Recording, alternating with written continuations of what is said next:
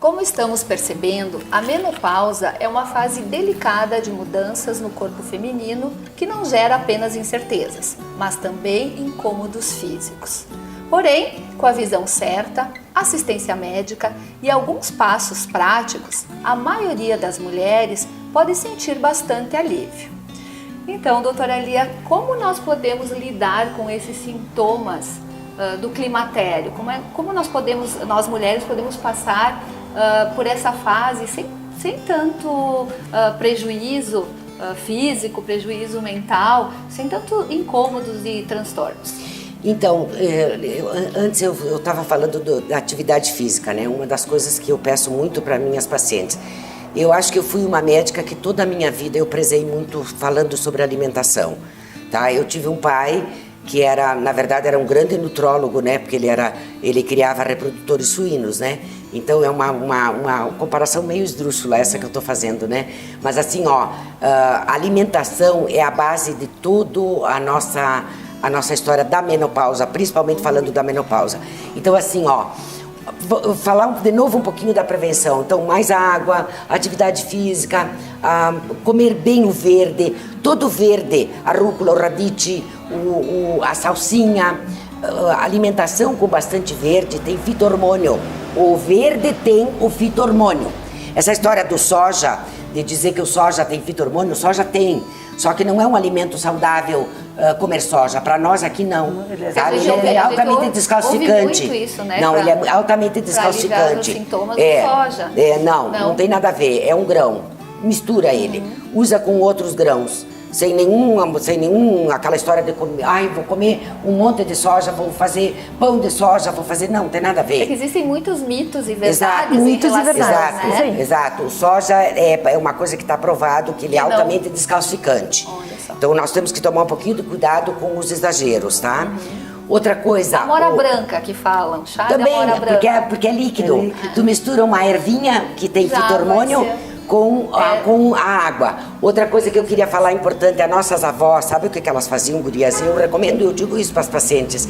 Elas pegavam as folhas de sálvia, 4, 5 folhas de sálvia, maceravam, punham num caneco d'água e de matina le bevea. Elas tomavam aquilo. Então, o que era? Na verdade, elas estavam tomando fito-hormônio com água, que é a melhor coisa para aliviar calorão e para deixar o teu fluxo bom e fazer o intestino funcionar. Então, gurias, um copo d'água antes de café, almoço e janta, tá?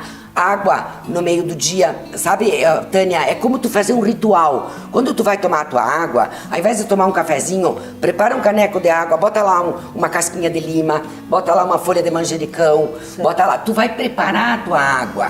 Isso é um ritual. Sabe? Uma água aromatizada. Pronto, mas tu prepara 5 minutos isso pra fazer. A minha filha sai de casa com a água aromatizada de manhã, tarde e noite, tá sempre. Olha aí, já tá prevenindo. É 2 minutos. Outra coisa, então, vamos falar um pouquinho de medicação. Isso, da reposição importante hormonal, da reposição hormonal, né? Então, qual é o estigma da história da reposição hormonal? É que houve um trabalho americano há muitos anos atrás, mas fizeram um trabalho, foi um absurdo o que aconteceu, porque fizeram um trabalho com mulheres acima de 60 anos. A nossa necessidade hormonal são os 10 primeiros anos de menopausa. O que nós realmente precisamos da medicação hormonal. Quer dizer, por exemplo, se eu tenho menopausa dos 50 aos 50 anos, eu entrei em menopausa, eu vou precisar da medicação para valer dos meus 50 até beirando meus 60 anos, em média. O creme hormonal eu posso usar até que eu tenha 100 anos. Eu digo para minhas pacientes, usar o creme hormonal vaginal enquanto tu tiver memória. Daí elas riem, né? Elas riem, eu digo, gurias, porque depois que nós não temos mais memória, não fazemos mais amor, não temos mais, não precisamos de mais nada. Mas enquanto nós tivermos memória, nós temos que manter a textura da nossa vagina em dia. Isso é importante, manter o veludo que é a nossa vagina, correto?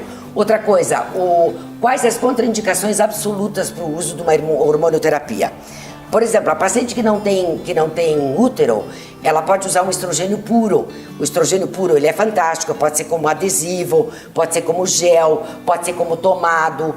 A gente evita bastante o tomar, porque a grande maioria das pacientes pós-menopausa estão um pouquinho acima do peso, né? Deixaram chegar lá, tem um pouquinho de gordura a mais no fígado, então tu tenta evitar a primeira passagem, que é a via oral, que é a primeira passagem hepática, né? usa como adesivo, usa como gel hormonal, tem várias maneiras de tu usares. Essa paciente que não tem útero, ela só tem contraindicação para utilizar uma medicação hormonal dessa espécie se ela tiver câncer de mama, teve câncer de mama, não interessa o histórico familiar, interessa a paciente, o histórico da paciente. Tá.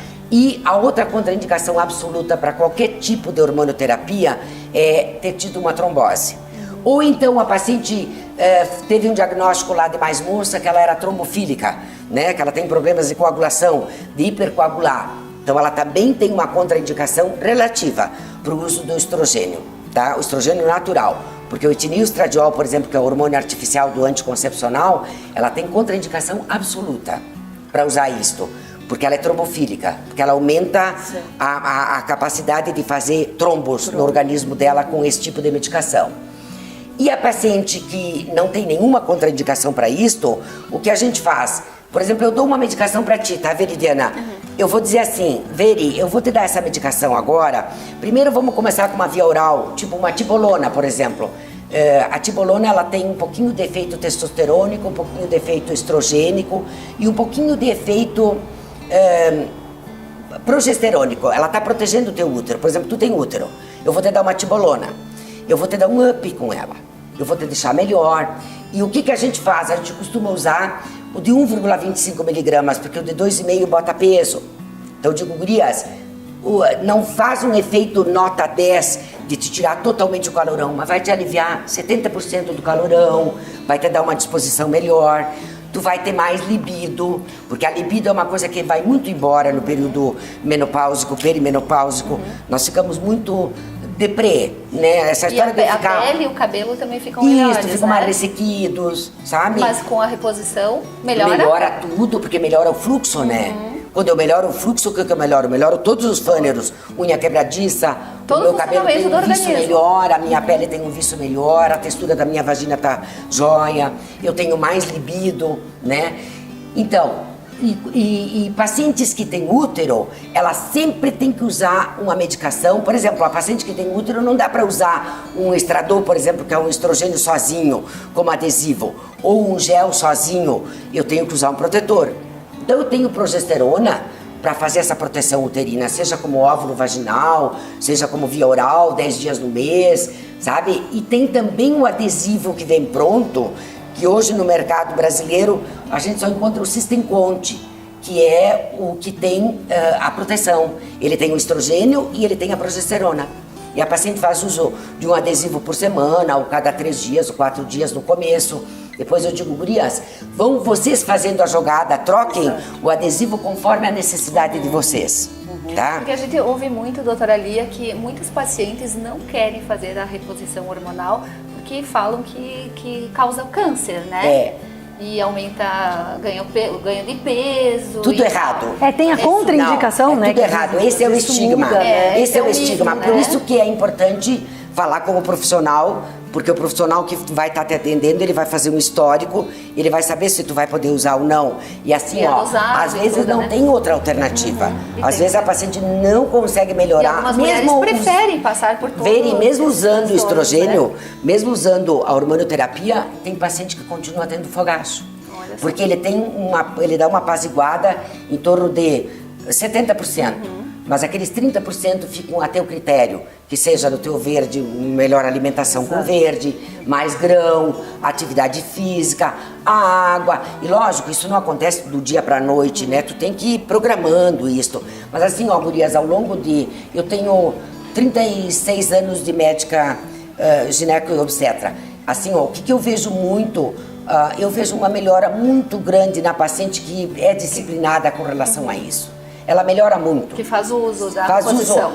Às vezes usa a medicação, às vezes usa só como creme vaginal e ela diz, não, Lia, eu não vou querer tomar, deixa eu experimentar fazer esse sistema então que tu está me orientando de mais água, mais atividade física. E olha, o resultado é brilhante. Conscientização, né, Lia? Exato. Disciplina, Tânia, e disciplina. A primeira coisa é você tem que admitir, sim, eu tô no climatério, eu tô chegando na menopausa, né? e aí começar a prevenção. Que não é nem um bicho de sete cabeças, Tanica, que eu digo sempre que é uma coisa de Deus, que tu fica reclamando. Mas e aí vem a minha pergunta. Eu digo, é uma coisa de Deus, é o nosso tempo. É verdade. É um tempo que Ele determinou para nós mulheres e Ele nos dá uma sabedoria muito maior, porque Ele vai nos dar tempo para fazer aquilo que eu vinha falando antes, que é um tempinho para mim. Eu começo a olhar para mim. Eu começo a ter tempo, meus filhos estão mais crescidos, eu não preciso mais tanto de mim e eu começo a olhar para mim, olhar, criar, melhorar a minha alma, melhorar o meu espírito, buscar a melhorar alguma coisa. É um tempo, é 5, 10 minutos por dia que eu faça essa introspecção, eu estou melhorando o meu espírito, eu estou melhorando o meu calorão. Tá, eu tenho uma pergunta. Como é que as mais jovens ficam sabendo que elas estão entrando na menopausa? O que Determina. O que determina isso? A idade, o calorão apenas? Eu li muito sobre a menopausa precoce também. Como é que a gente fica sabendo se a gente está entrando na menopausa ou não? Ela é um absurdo, na verdade. Esta sim é uma coisa, é uma ectopia, como se diz, tá? É uma coisa fora de esquadra. Mas, por exemplo, tem pacientes que têm menopausa precoce aos 25 anos de idade. O que ela sente? Ela simplesmente para de menstruar, ela fica com a vagina hiper seca, tá? Uhum. E ela começa a ter calorão. E aí, o que tu vai ver? Tu tenta ver com a paciente o que é que aconteceu ali. Às vezes existem patologias que podem te criar isso, tipo uma prolactina elevada, que é o hormônio do leite, né? Assim, ó, se a paciente não engravidou, eu vou ter que tentar buscar saber por que está acontecendo ali. E o diagnóstico a gente faz laboratorialmente, Roberta, não tem outra maneira de tu fazer. Tu busca um FSH, um estradiol sérico, vai ver ela tá com estradiol abaixo de 20 e tá com FSH acima de 30, ou 40, ou 50, entendeu? Porque o FSH, que é aquilo que comanda o teu ovário, no período que ele tá deixando, ele tá baixinho, ele tá dizendo pro teu ovário, trabalha, né? Eu tô te deixando trabalhar. Quando ele sobe acima de 20, 25, ele diz pro ovário, chegou o teu tempo. Tu não vai mais trabalhar. Sou eu que comando agora. Então a menopausa precoce, aquela que eu ouvi hoje de manhã, por exemplo, esse neurologista mesmo falando que existe a menopausa entre os 35 e 45, é precoce, né? Então é precoce. Também vai ser esse mesmo sintoma. São as mesmas coisas. Ele é muito mais abrupto. Ele é como se fosse uma castração cirúrgica. Tá, é isso que eu queria saber. Ele é pior? Muito mais abrupto, sim. Ele é muito... Porque a pessoa tá jovem, né? Ela tem uma necessidade do fluxo maior do que a pessoa de mais idade, no caso.